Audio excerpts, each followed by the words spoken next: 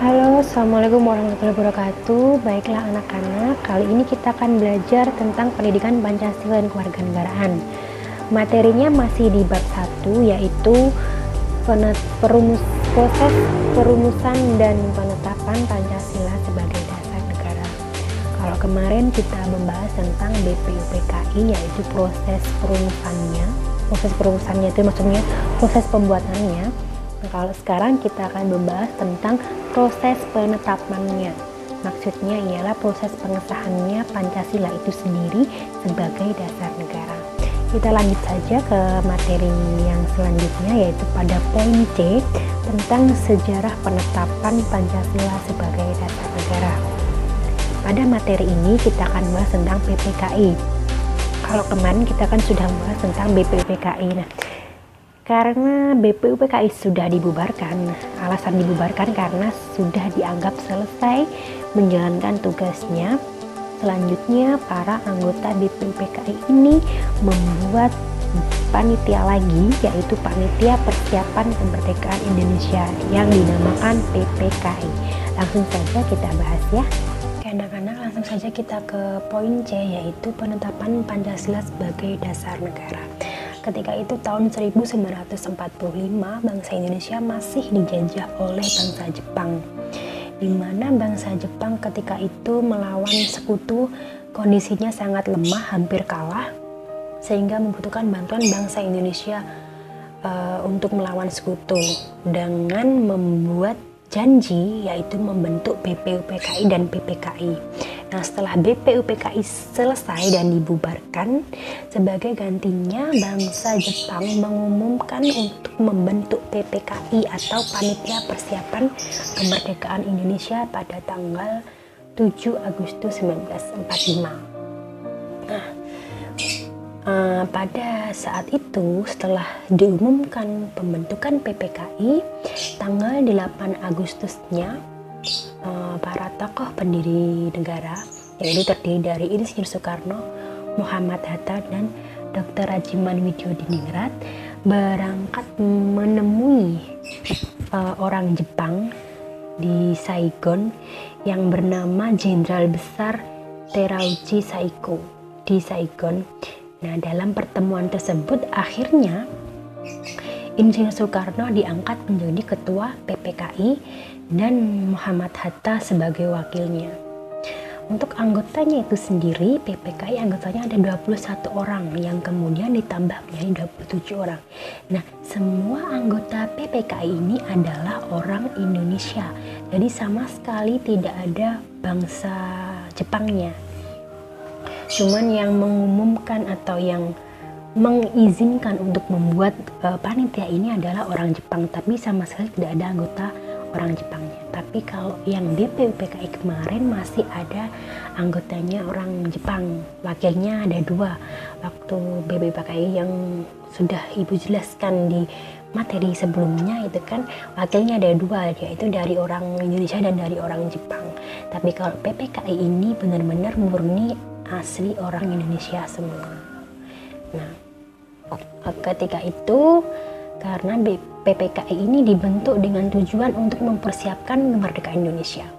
Kemudian menuju tanggal 17, sekitar tanggal 15-16, nah bangsa Indonesia atau anggota PPKI ini menerima kabar bahwa bangsa Jepang memang benar-benar sudah kalah dalam melawan sekutu dalam Perang Dunia Kedua. Jadi Indonesia ini tidak ada yang menguasai ketika itu. Jadi ada kekosongan kekuasaan ketika itu. Seharusnya memang yang memenangkan peperangan itu yang menguasai Indonesia, tapi sekutu tidak kunjung datang ke Indonesia dan bangsa Jepang sudah kalah. Akhirnya ini menjadi celah tersendiri bagi bangsa Indonesia untuk memproklamasikan kemerdekaannya tanpa bantuan orang Jepang atau bantuan dari negara lain. Jadi sehingga ketika itu tanggal 17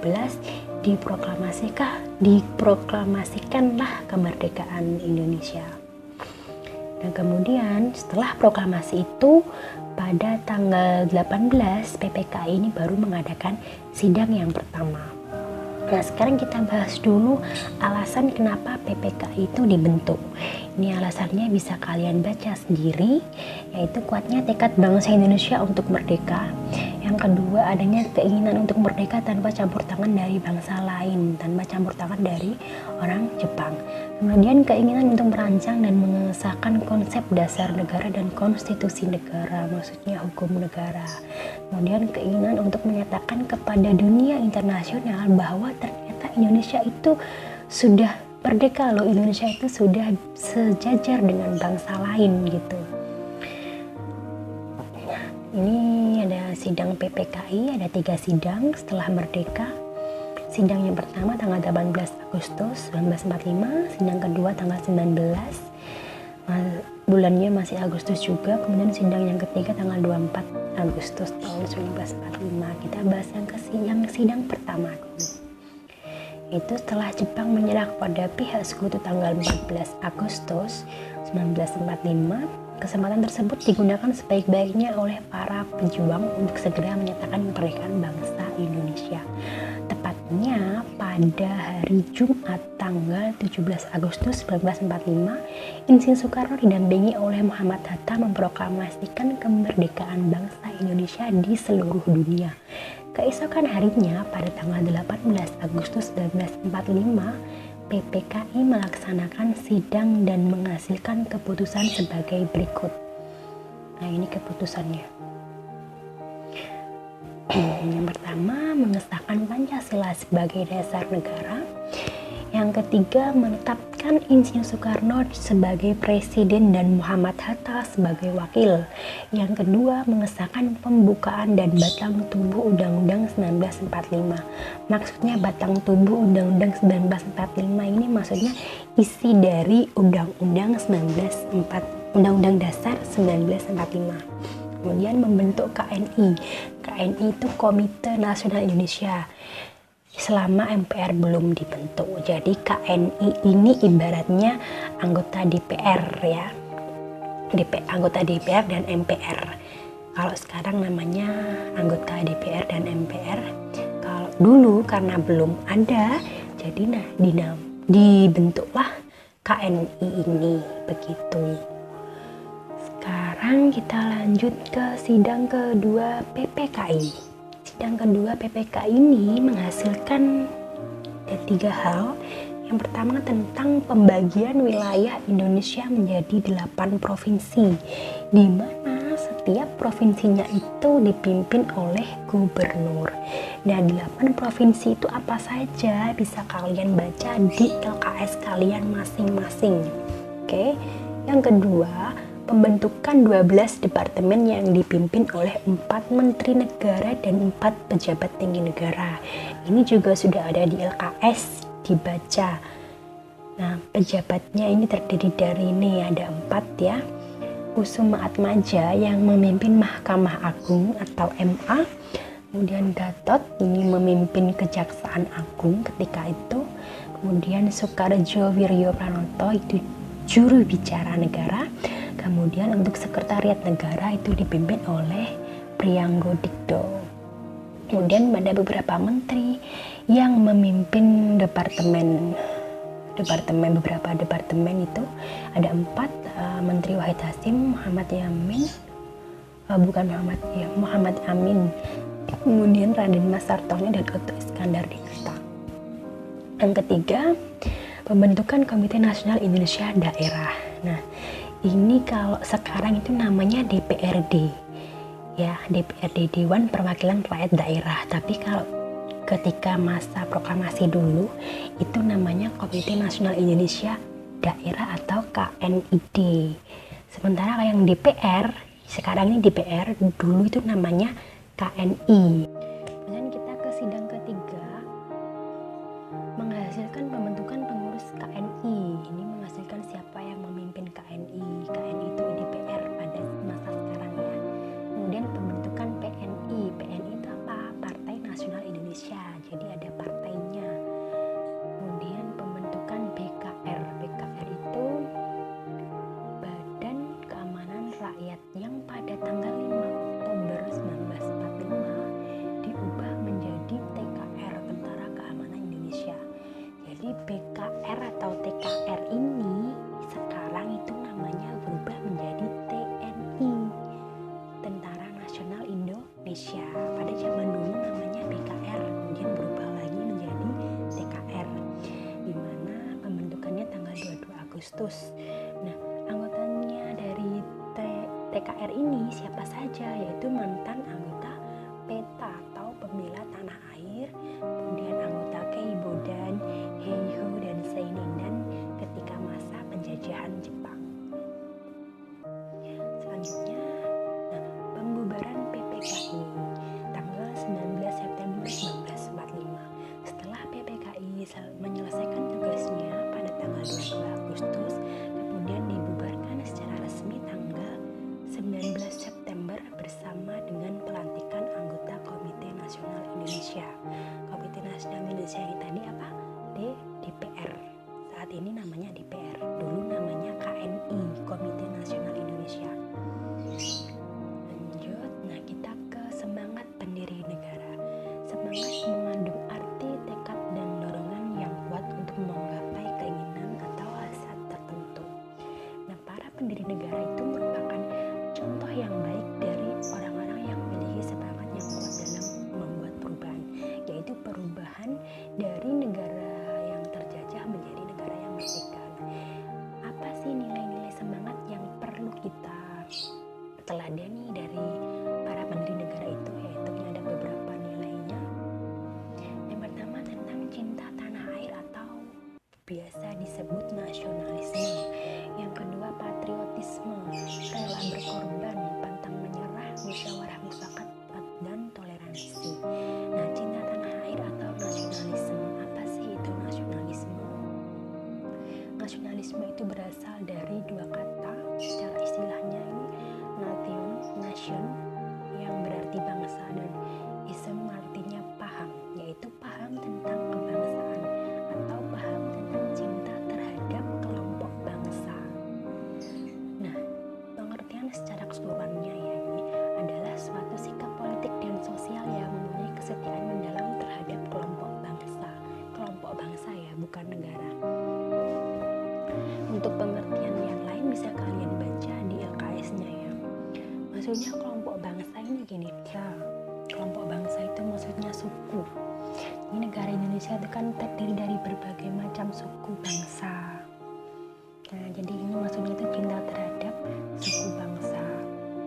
Nah, nasionalisme itu dibagi menjadi dua. Ada nasionalisme dalam arti sempit dan ada nasionalisme dalam arti luas. Dan nasionalisme dalam arti sempit ini maksudnya adalah mencintai kelompok suku bangsanya dan menganggap kelompok suku bangsa lain itu buruk atau lebih rendah dari kelompok bangsanya itu sendiri. Ini perasaan cinta terhadap bangsa yang tinggi dan memandang rendah bangsa lain. Sementara kalau nasionalisme dalam arti luas itu mencintai kelompok bangsanya sendiri dan tidak menganggap rendah bangsa lain.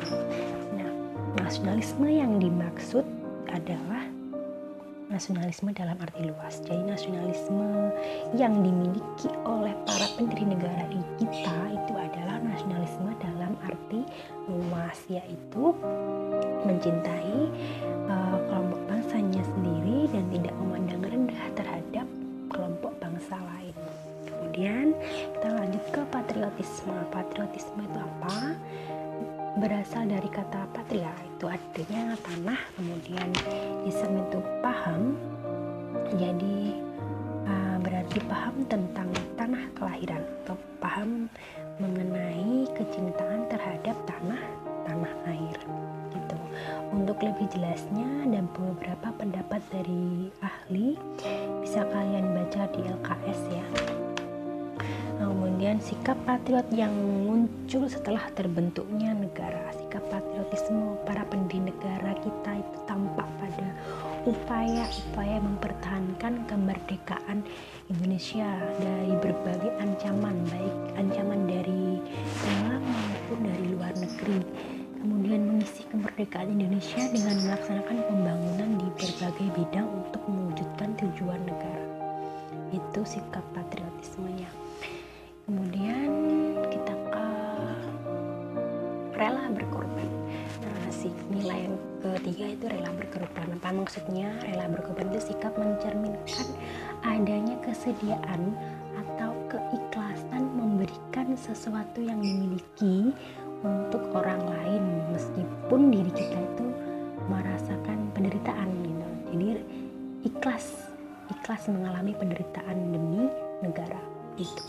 Kemudian pantang menyerah itu maksudnya dorongan hati yang kuat untuk menggapai suatu tujuan tertentu, yaitu dorongan yang kuat untuk mencapai kemerdekaan.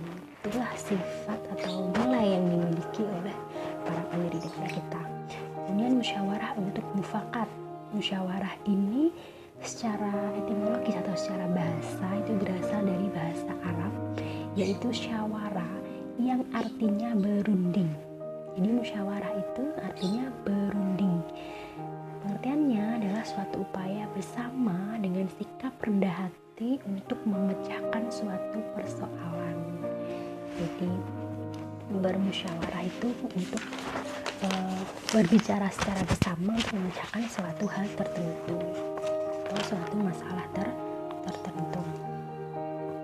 Nah, musyawarah para pendiri negara ini dilakukan melalui sidang, melalui berbagai sidang DPUPKI, sidang PPKI. Nah, itu terwujud dalam hal itu gitu ya.